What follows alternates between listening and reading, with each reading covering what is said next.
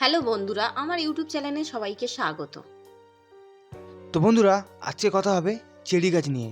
Cherry গাছের পরিচর্যা, ফুল আসলে কি কি করণীয়, ফুল না আসলে কি করণীয় ও ফল না ধরার কারণটা কি। তো এই বিষয় নিয়ে আজকের ভিডিও। চলুন সঙ্গে থাকুন আমার সঙ্গে এবং দেখতে থাকুন এই ভিডিওটি। তো বন্ধুরা, ভিডিওতে যে চেরি গাছটা দেখতে পাচ্ছেন, এই চেরি গাছটা আমি আজ থেকে 6 মাস আগে নার্সারি থেকে কিনে এনেছিলাম এবং নার্সারির যে লোক সে বলেছিল যে এই ফল কখনই 2 বছরের আগে ফলতে পারে না। কিন্তু এই গাছটাতে আমি 6 মাসের মধ্যে ফুল আনতে সক্ষম হয়েছি এবং ফুল আনার সঙ্গে সঙ্গে এই গাছটিতে কিছু কিছু ট্রিক্স ব্যবহার করলে গাছটি ফুল দিতে সক্ষম। এবং এই গাছটি যদি সময় সময় প্রুনিং করে দেওয়া যায় তাহলে গাছটার ডালপালা ছিটে দেওয়া যায়, এর থেকে অসংখ্য ডালপালা ছাড়তে থাকে, তখনই গাছটায় ফুল এবং কচি ডাল একই সঙ্গে বেরিয়ে আসে।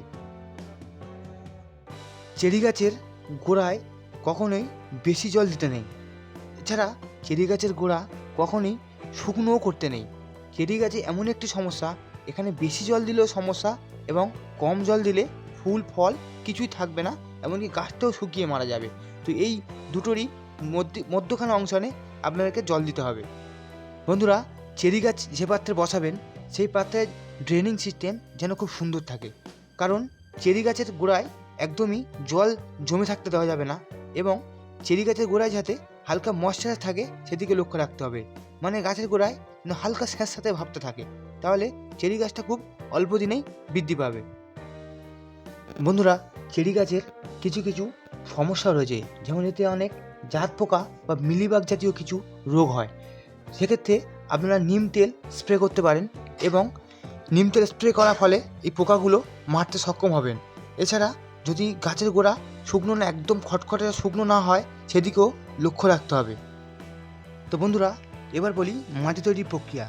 চেরি গাছে মাটি তৈরি করার জন্য নর্মাল মাটি লাগবে 4 ভাগ, বালি নেবেন 2 ভাগ, কোকোপিট 1 ভাগ এবং 3 ভাগ নেবেন কম্পোস্ট সার। কম্পোস্ট সারের ক্ষেত্রে আপনারা গোবর সারও ব্যবহার করতে পারেন। এছাড়া পটাশ 2 চামচ, ডিএপি 2 চামচ, হিংকুচি 2 চামচ, হাড় গুঁড়ো ও নিম খোল 2 মুঠ বা 4 মুঠ করে দিলেই মাটি রেডি হয়ে যাবে। এগুলোকে সব একসঙ্গে সংমিশ্রণ করে কিছুদিন খোলা আকাশের নিচে রেখে দিতে হবে এবং মাটিটা হালকা শুকিয়ে এলে এই মাটির মধ্যে চেরি গাছ স্থাপন করতে হবে। তো বন্ধুরা, এইসব উপাদানগুলোর মধ্যে নিম খোলটা দেওয়া খুবই প্রয়োজন। নিম খোল দিলে গাছের গোড়ার শিকড় ভালো থাকে এবং গাছের শিকড় ছাড়তে সাহায্য করে এবং গাছের যে শিকড়ের গোড়ায় কোন রোগ প্রতিরোধ করে তুলতে সাহায্য করে। তো বন্ধুরা, অল্প দিনের মধ্যে চেরি গাছের ফল ও ফুল আনতে গেলে আপনারা বায়োবিট স্প্রে করতে পারেন।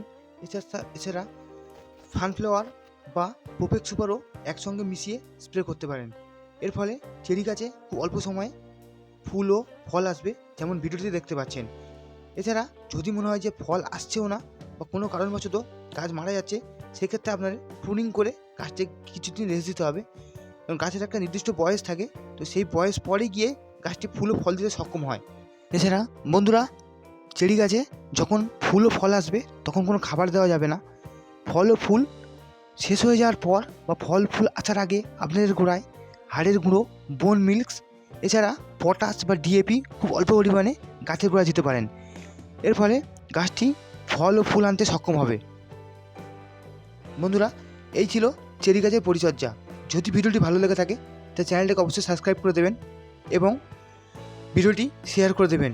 যদি ছোটো চ্যানেল বন্ধুরা, যদি আপনারা সাপোর্ট করেন তাহলে চ্যানেলটি আগামী দিনে অনেক বড় হবে এবং আপনাদেরকে আরও ভালো ভালো গাছের ও নার্সারির ভিডিও দিতে আমরা সক্ষম হব। অনেক ধন্যবাদ।